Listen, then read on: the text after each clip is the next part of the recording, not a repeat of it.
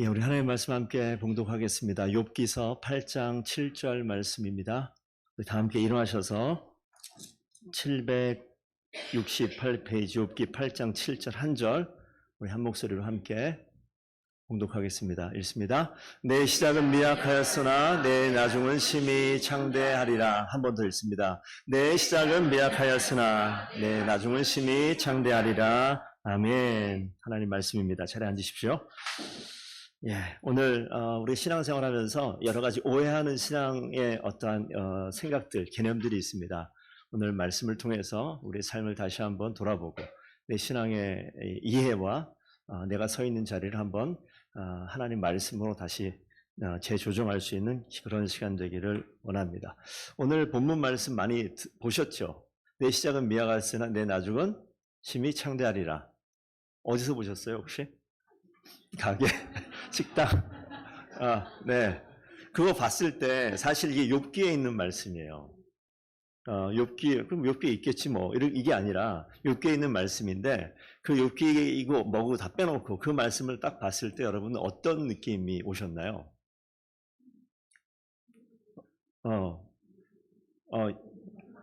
예. 돈 많이 벌었으면 좋겠다. 예. 시작은 번창. 그렇죠. 그래서 이 사업장 이렇게 이제 신방하러 갈 때 뭐 모든 교회가 그런 건 아니지만 교회 막 액자를 갖다 주고 돈 주고 산 건 아닐 거예요. 교회에서 갖다 주 밑에 보면은 뭐 어느 교회 이렇게 써 있기도 하고 그래 갖다 주면 보면 그래 내가 지금은 이제 초심으로 처음 시작하는데 나중에 진짜 대박이 날 거야.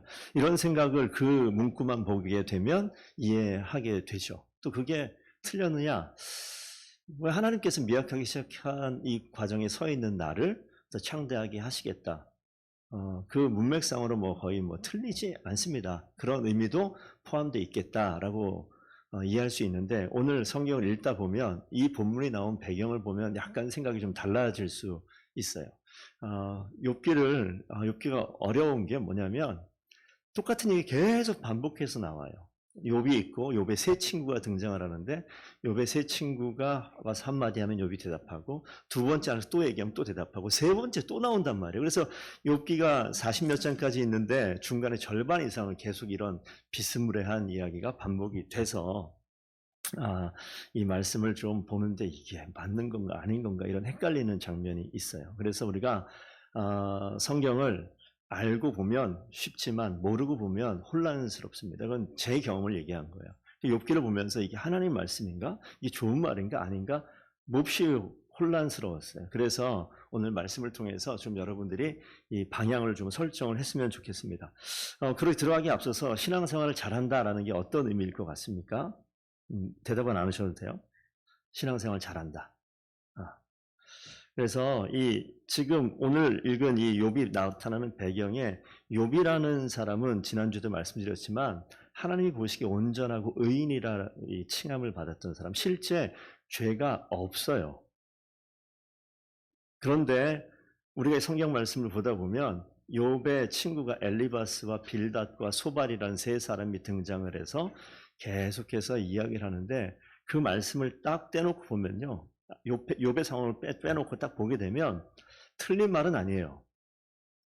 하나님께서 가지고 계신 성품도 그 가운데 있고 하나님께서 우리를 바라볼 때 행하신 일의 방식도 그 가운데 있어요.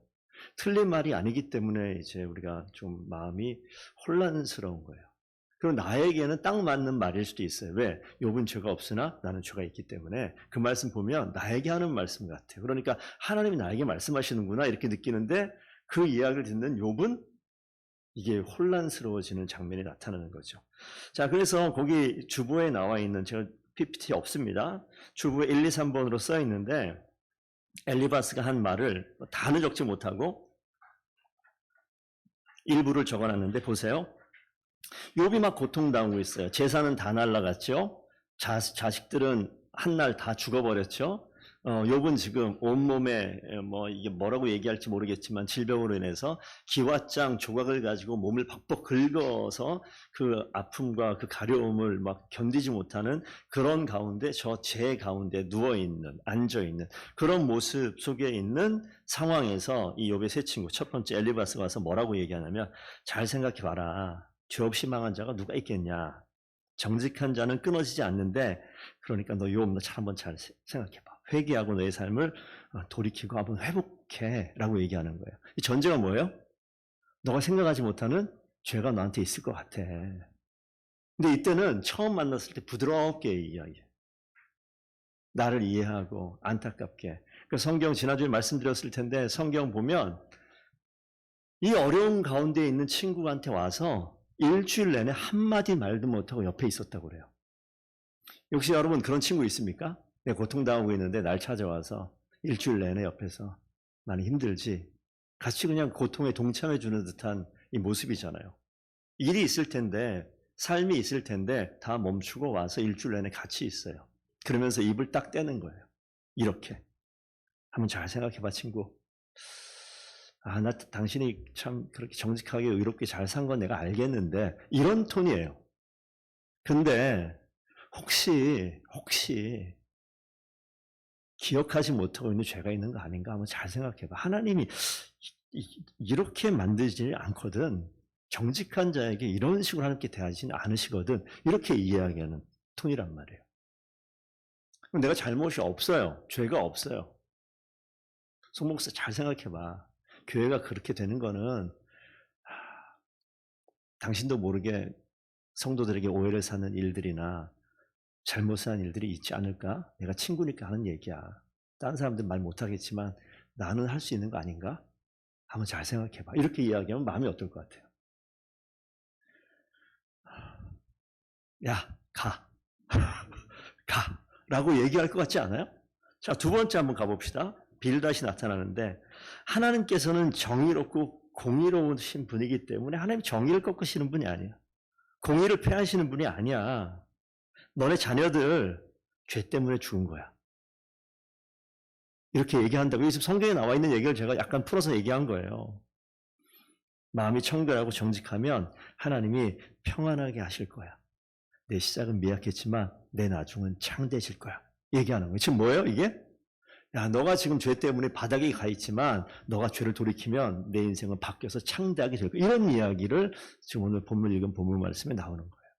그러니까 이게 창대한 게 이 얘기 초점이 아니라 너 죄를 분명히 돌이켜 밝히 알아 드러내게 되면 하나님께서 너 인생 바꿀 거야. 이런 이야기입니다.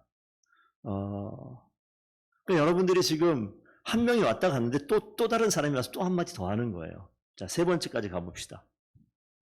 세 번째, 하나님 다 알아. 다 보신다고. 나는 모르지만 하나님 다 한다고. 마음을 똑바로 정하고 죄악을 멀리해라. 그러면 두려움 없어지고, 야, 이제 생명의 날이 찾아올 거야.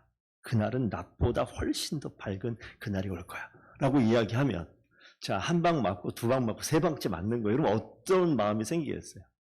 그런 패턴으로 이제 욥기를 읽다 보면 욥의 이 끌어오르는 이 마음의 이 심정들이 막 올라와요. 욥의 마음이 어땠을까요? 지난주 잠깐 우리가 나누신 분들도 있던데, 억울할까요? 평안할까요? 몹시 억울하겠죠.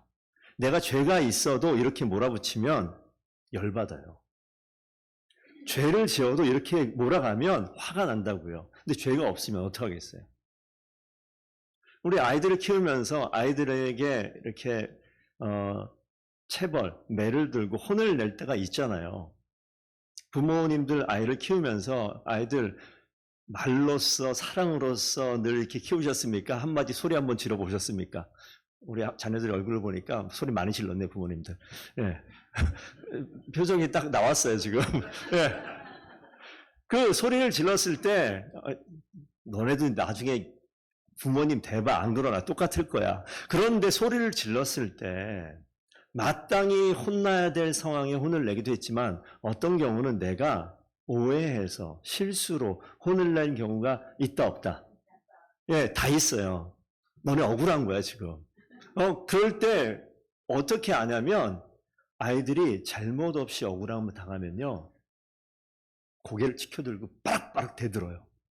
잘못하게 되면 이렇게 머리를 숙이는데 잘못이 없으면 내가 왜 소리를 이렇게 돼 있어요. 왜 그러냐면 억울하다는 거예요. 거기서 분노가 올라오죠. 돌아보면 그 상황쯤 되면 여러분 잘 생각하셔야 돼요. 내가 잘못한 게 있구나. 지금 딴 데로 가는 것 같지만 욥이 그런 심정일 거예요. 가장 가까이에 그래도 찾아와서 일주일 내내 침묵하며 기다렸던 이 사람들이 입을 열었는데 어떤 입을 열었습니까? 이렇게 해버리죠. 관계가 어떻게 될까요?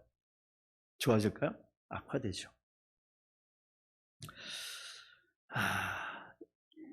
여러분 그 상황에서 한번 좀 생각해 보실 부분이 있습니다. 우리 그리스도인들이 하나님을 알고 있는 자들이고 이 밖에 있는 사람들 하나님 알지 못하는 자들 또 교회 안에는 신앙이 좀 성숙하다고 우리가 인정하는 그런 위치에 있는 사람들이 있고 이제 초신자다 신앙이 좀 약하다 이런 사람들이 있을 수 있습니다. 그러면 그 상황 속에서 여기 나와 있는 이 세 친구들의 모습을 보면서 우리가 좀 생각해 볼 게 있어요. 여러분들은 언제 입을 열고 언제 말을 합니까? 여러분 과연 때에 맞는 말을 잘 하십니까? 혹시 실수하진 않으십니까? 혹시 말을 할 때 그 상대방에 대한 깊은 이해가 혹시 있으십니까? 아니면 나타나는 현상만 보고 바로 그냥 이야기합니까? 한 가지 더. 그 내가 이야기하는 대상에 대해서 깊은 사랑이 있습니까? 오늘 이 욥의 친구들은 제가 한 일주일 동안 그 주변에 머물렀다라는 것을 봤을 때 남들보다는 더 깊은 사랑이 있는 것 같음에도 불구하고 입을 열고 지금 이야기할 때 보니까 욥의 마음을 뒤집는 그런 이야기를 하게 됩니다. 그러면서 어떤 기준을 가지고 바라보느냐? 하나님이 어떠하시다라는 이해가 그들 가운데 있어요. 그죠? 하나님은 공의로우신 하나님이다. 하나님은 우리의 도덕과 율법을 깨트리면 하나님께서 절대 놔두지 아니하시고 징벌하시고 징계하신 하나님이다. 대신에 순종하게 되면 복 주시는 하나님이다. 이런 하나님에 대한 이해가 있어요.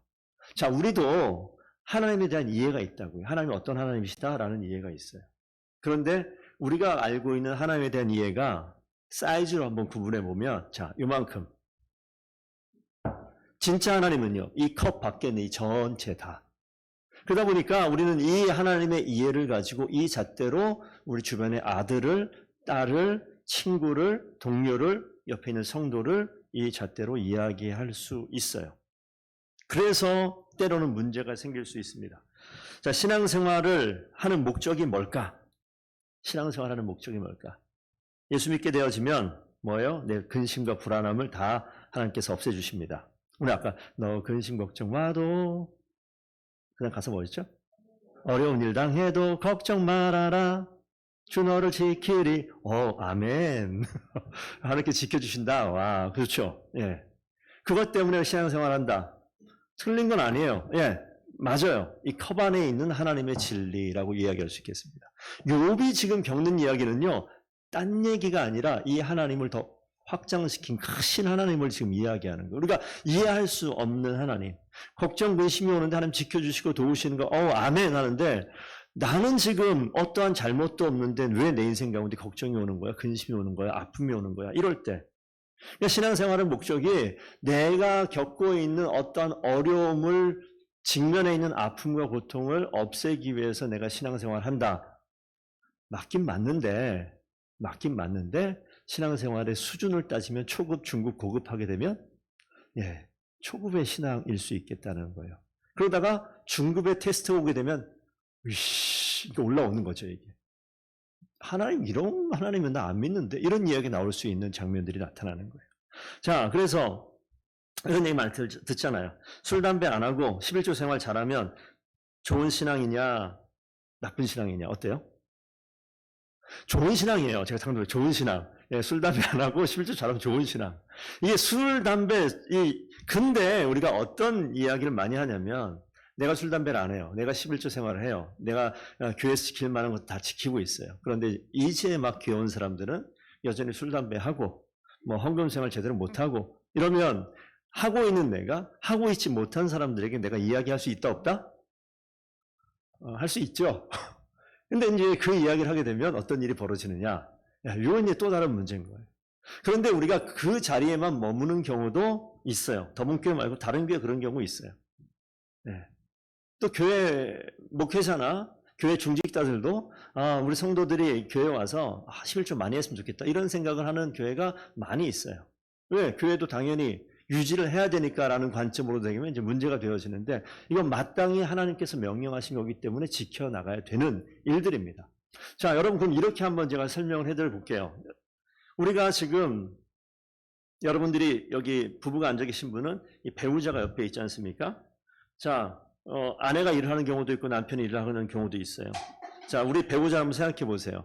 이 배우자 어떻습니까? 회식이 있을 수 있죠. 예, 있을 수 있습니다. 근데 회식은 항상 1차만 끝내고 집에 바로바로 돌아와요.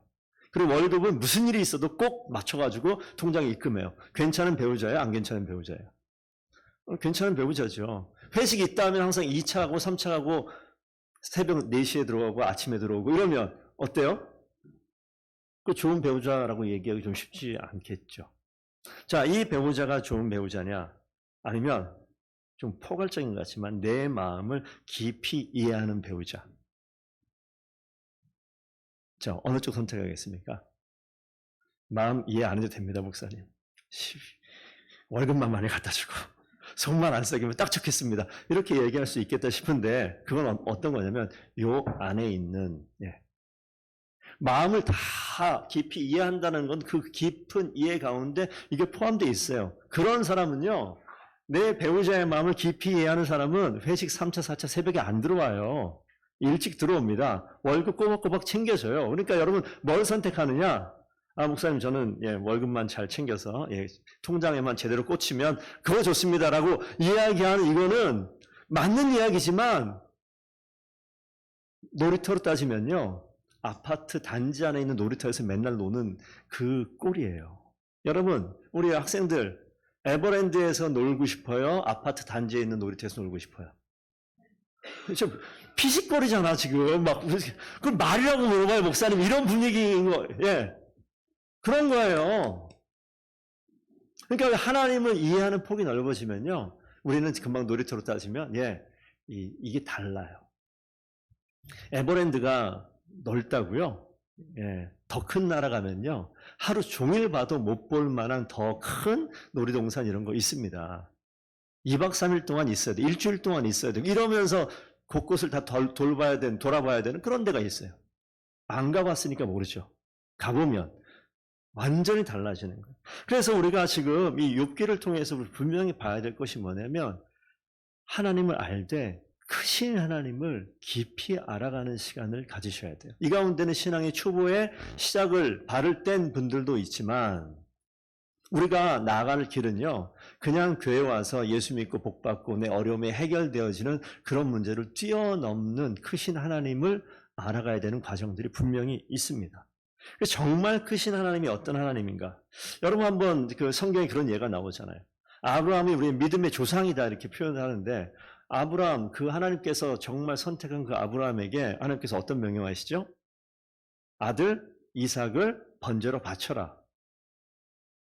이게 이해가 돼요? 하나님께서 명령하시는데 아들 이삭을 번제로, 번제 뭔지 아시잖아요. 배를 갈라가지고 내장을 다 꺼내고 이거 팔다리 다 자르는 거예요. 각을 뜬다라고 얘기하는데, 그래서 하나님 앞에 불로 태워서 올린다면, 이게 제물을 그렇게 하는 번제가 있는데 제물이 다른 양이나 염소가 아니라 누구를? 아들을. 그 아들을 하나님께서 약속하셔 주신 아들인데 창세기 22장 가면 아브라함이 그 말씀을 듣고 아들의 번제를 위해서 모리아산으로 갑니다. 여러분 이게 지금 우리 성경에서 늘 자주 봤고 전 익숙하기 때문에 이거 보면서 그걸 어떻게 이런 생각이 전혀 없어요. 그렇게 하는 거지 뭐. 이런 생각이 있는 거예요. 근데 여러분, 여러분의 사랑하는 자녀를 가능하시겠어요?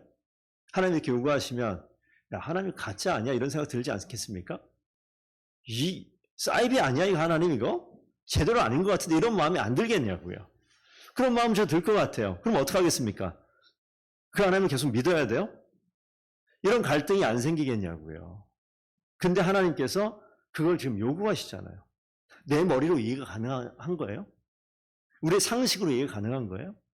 상식을 뛰어넘고 내가 이해할 수 있는 걸 뛰어넘는 그 일을 요구하시는 것처럼 보이잖아요. 신앙생활하면서 이런 일이 너무 많아요. 제가 밑에 일제시대에 우리가 조국이 해방되어진 사건과 유교를 적어놨는데 일제시대 때 많은 기독교인들이 박해를 당했습니다. 하나님께 기도했을까요? 안 했을까요? 간절히 했어요. 그리고 우리의 힘으로 할 수 없는 그 상황에 미국이 전쟁에 개입하게 되면서 우리가 해방을 맞이합니다. 해방되었을 때 기도하던 기독교인들이 마음이 어땠을까요? 하나님께서 드디어 우리를 구원하셨구나 라고 박수치지 않았을까요? 그런데 얼마 지나지 않아 전쟁이 터졌어요. 그럼 어떡할 거예요? 하나님께서 드디어 우리를 저주하시는구나 이렇게 얘기할 거예요?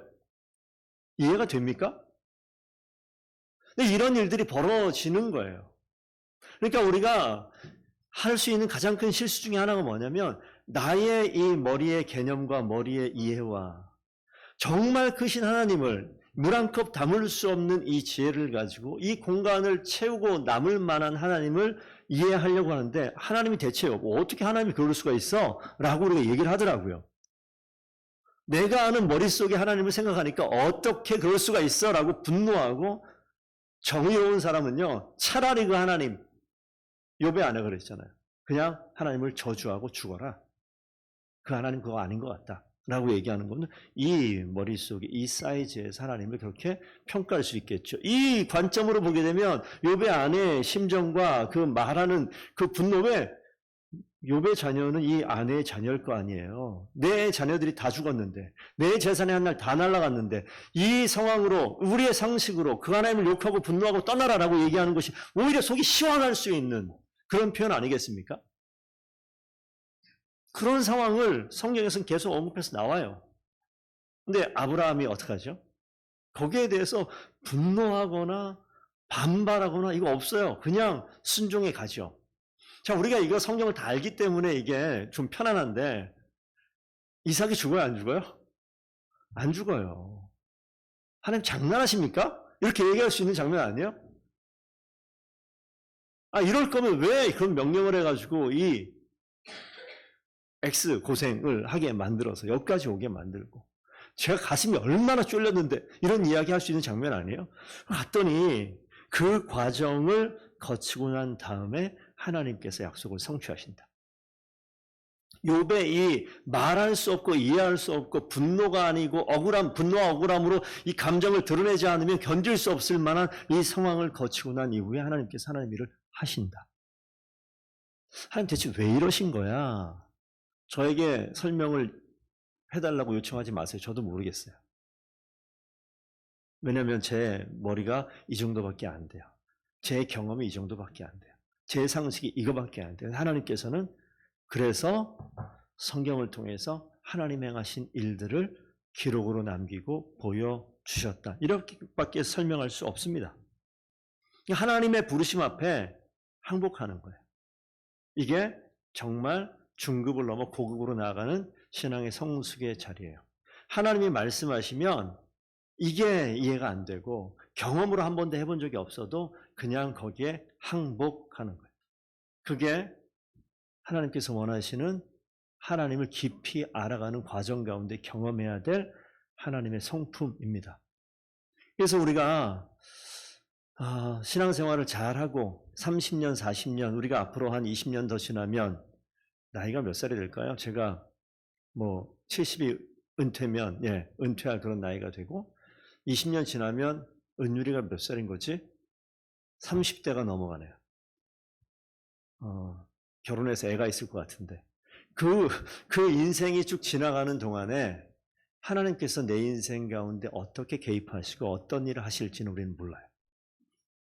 그러니까 평탄하고 평안하고 행복하고 좋은 일이 많았으면 좋겠다라는 것은 그리스도인 말고 모든 사람이 생각하는 겁니다. 그런데 인생을 살다 보면 원치 않는 일들이 반드시 내 앞에 지나가고 내 앞을 막아서고 내가 그것을 밟고 지나가야 될 일들을 경험하게 되어집니다.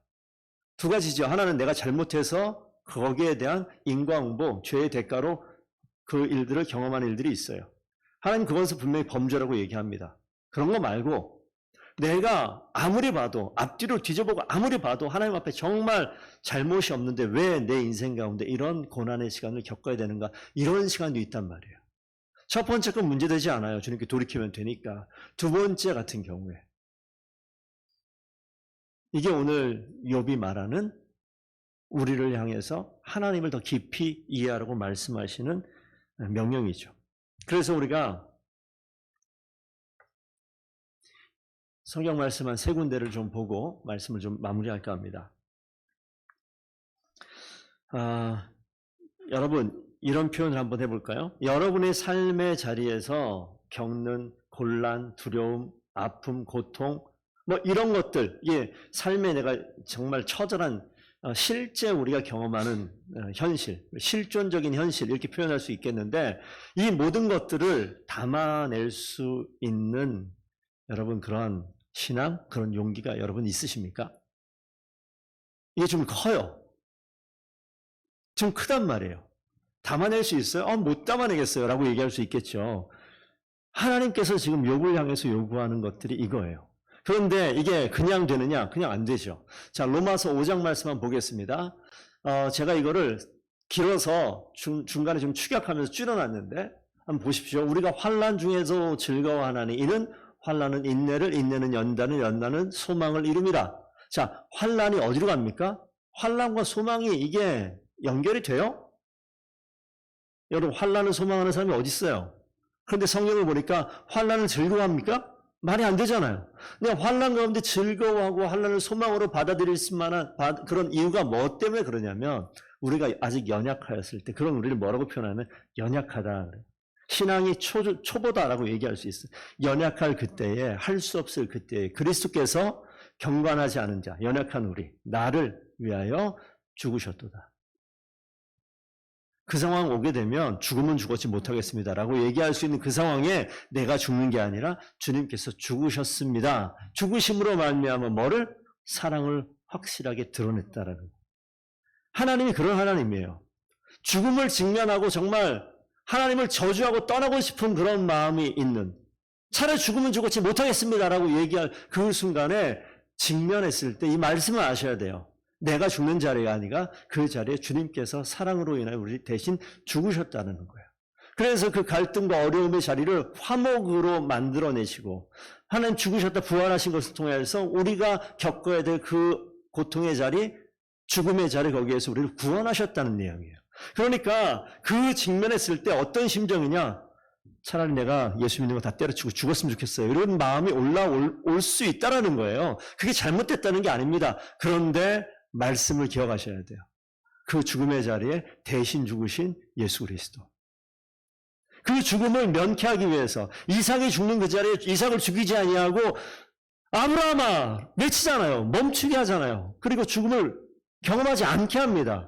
그리고 그 자리에서 수장을 준비해가지고 재물을 대신하고 아브라함이 그 과정을 통하여서 신앙이 완전히 업그레이드 되는 것을 보게 하는 거예요. 그러니까 여러분 인생 가운데 죽을 것 같습니까? 죽으신 예수 그리스도의 십자가를 기억하셨으면 좋겠습니다. 두 번째 말씀 보시면요. 빌립보서 2장 말씀인데, 자, 이 죽음의 이 예수 그리스도의 모습 보시면 오직 겸손한 마음으로 각각 자기보다 남을 낮게 여기고 자기를 비워 종의 형체를 가지사 사람들과 같이 되셨고 예수님의 겸손. 그러니까 여러분들 예수 그리스도가 내 안에 있게 되면요. 정말 중요한 이야기인데 신앙생활은 교회 주일 나와서 예배드리고 떠나가고 이게 신앙생활 아니에요.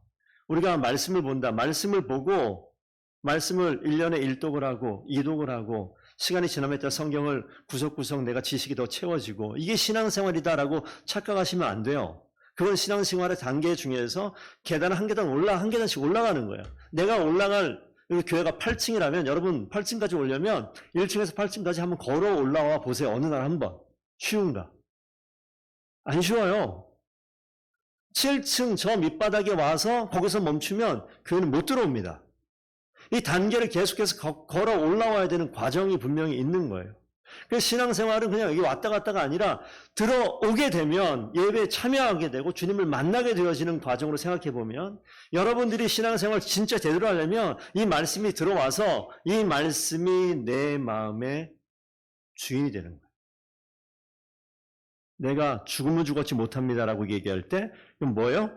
나의 감정이고 나의 심정이고 나의 의지적인 결단입니다. 그런데 누가 들어와요? 주님이 들어오시면 나의 의지가 항복되어지는 거예요. 무릎 꿇는 거예요. 주님이 여기에서 움직여가는 대로 내가 따라가는 거예요. 그래서 이 죽음의 고통의 질병의 아픔의 이런 것들이 다가올 때 내 의지로 견뎌내는 것이 아니라 주님이 행하실 것을 믿고 그냥 거기서 무릎 꿇어버리는 거예요. 자포자기하는 것과 좀 다릅니다.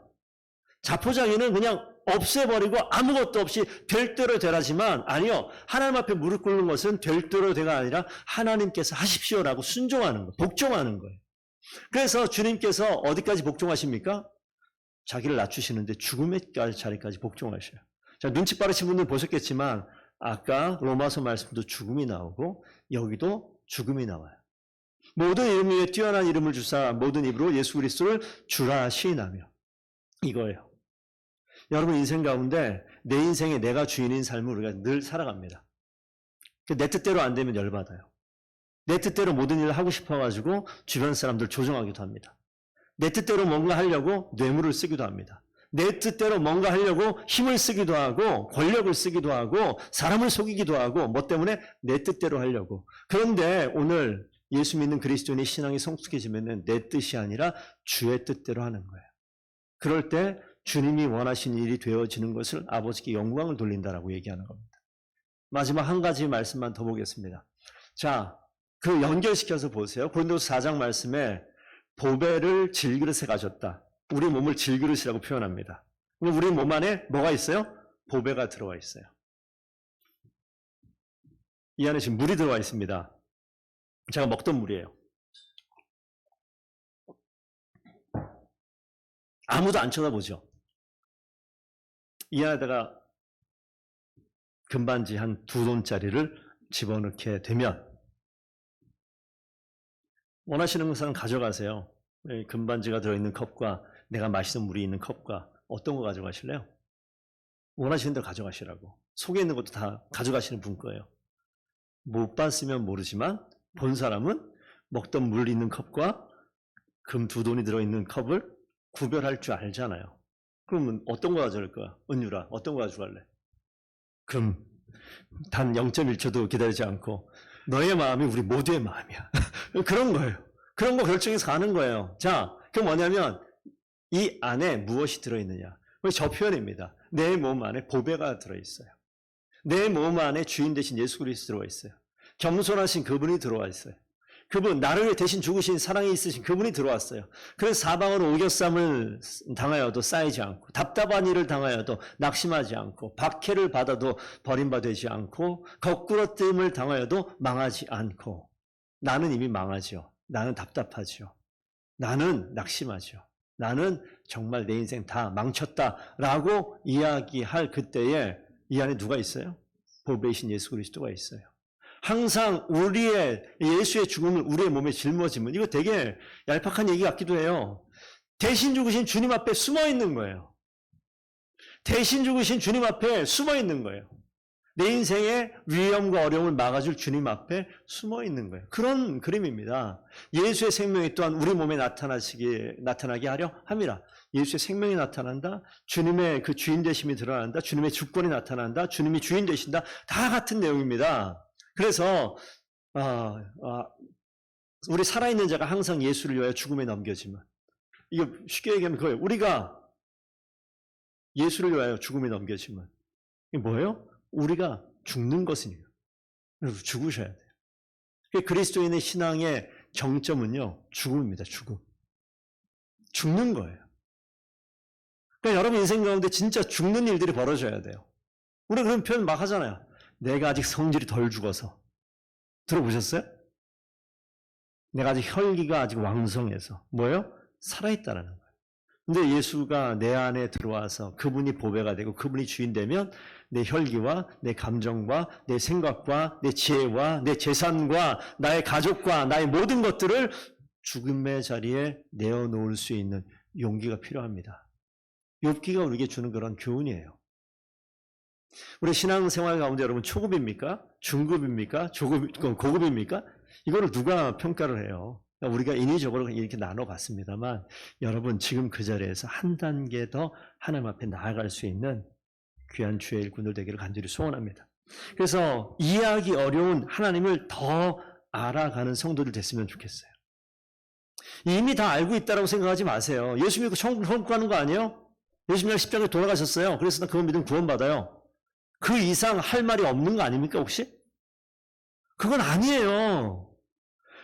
더 크신 하나님, 물 한 컵으로 내가 다 예수에 대해서 알겠다라고 이야기하는 이 수준이 아니라 나를 곤혹스럽게 만들고 내 머리를 복잡하게 만들고 나를 혼란스럽게 만들고 나를 분노하게 만드는 이 상황을 대체 하나님께서 왜 나에게 허락하시는 거야? 라고 차라리 그냥 예수님 저주하고 내가 신앙생활 안 했으면 정말 속이라도 시원할 텐데 그냥 가서 오늘 술 한잔 꽉 하고 다 뒤집었으면 딱 좋겠는데 이런 생각이 들 수 있죠. 들 수 있죠. 그렇게 선택할 수도 있습니다. 그런데 하나님께서 우리에게 원하시는 그 다음 단계를 가는 것들을 지금 말씀하고 계세요. 신앙생활의 출발점을 여러분 다시 한번 돌아보셨으면 좋겠습니다. 여러분 신앙생활 어떻게 시작하셨습니까? 여기서 간접 광고 하나 하고 말씀을 맺을게요. 양육을 꼭 신청하십시오. 신앙생활을 제대로 시작하셨으면 좋겠어요. 출발점이 뭐냐면 내 인생 가운데 주님을 주인 삼는 거예요. 그러니까 주님의 것이 되어지는 겁니다. 그러니까 내 마음의 중심의 주인이 주님으로 바뀌었기 때문에 우리는 거기서부터 신앙생활을 해야 돼요. 내가 여전히 주인이라면 내 신앙생활 출발이 잘못되어 있어. 그러다 보니까 쭉 가다 보면 어느 순간 힘들어요. 왜? 내 인생의 주인이 나니까. 뭘로 버텨내요? 내 의지로 여기까지는 왔는데 그 다음에는 못 버티는 거예요. 내가 이 정도까지는 내가 할 수 있어요. 근데 목사님 이건 너무 심한 것 같아요. 이거 못하겠어요. 이게 뭐예요? 내 의지로 10년 버텨온 거예요. 내 의지로 지금까지 집사가 되고 권사가 되고 장로가 된 거예요. 그런데 내 의지는요 반드시 꺾여요. 신앙생활 시작은 나의 의지로 하는 것이 아니라 나의 결단으로 하는 것이 아니라 주님께서 들어오신 주님이 나의 주님이십니다라는 이 고백에서부터 시작되어지는 거예요. 그러면요 그냥 순종하는 거예요. 진짜 하나님의 주권을 순종하는 인정하는 귀한 주의 자녀들 되기를 원합니다. 그래서 그런 성숙한 하나님 보시기에 기쁨이 될 만한 그러한 신앙의 자리로 저도 계속 걸어가고 있고요. 여러분도 계속 걸어가셔야 되는 거예요. 그래서 우리가 서로 바라보면서 이해하고 사랑하고 말도 좀 아끼고 내가 가지고 있는 잣대를 가지고 남을 평가하는 것도 좀 자제하고 더 돌아보고 하나님께서 나를 인도하시는 그 음성 앞에 내가 모든 것을 죽여나가며 어디까지 죽일 수 있는지 이 싸움이에요. 그 용기가 나한테 있는지 그 용기를 가지고 한 걸음 한 걸음 걸어갈 때 더본교회는 하나님이 정말 기뻐하실 만한 성숙한 그리스도인들이 넘치는 그런 교회가 될 줄로 믿습니다. 저와 성도님들이 그 믿음을 향해서 오늘도 승리하며 걸어가는 귀한 주의 일꾼들 됩시다. 함께 기도하겠습니다. 아버지 하나님 감사드립니다. 하나님 복을 바라고 잘됨을 바라고 평안함을 바라고 하나님이 원하시는 기쁨만을 바라고 나의 인생의 평탄함과 행복만을 바라는 신앙의 낮은 수준의 모습 속에서 이제는 한 걸음 더 주님의 앞에 가까이 나아가 주님이 주인 되심을 고백할 수 있는 귀한 주의 일꾼들 되게 하여 주시옵소서. 그래서 신앙이 더욱더 깊어지고 성숙해지고 하나님을 깊이 알고자 하는 성도들이 더본교회 가운데 많이 세워질 수 있도록 주님 인도하여 주옵소서. 주께서 오늘 이번 한 주간도 이 말씀을 통해 승리하기를 간절히 소원하며 예수님 이름으로 기도합니다. 아멘.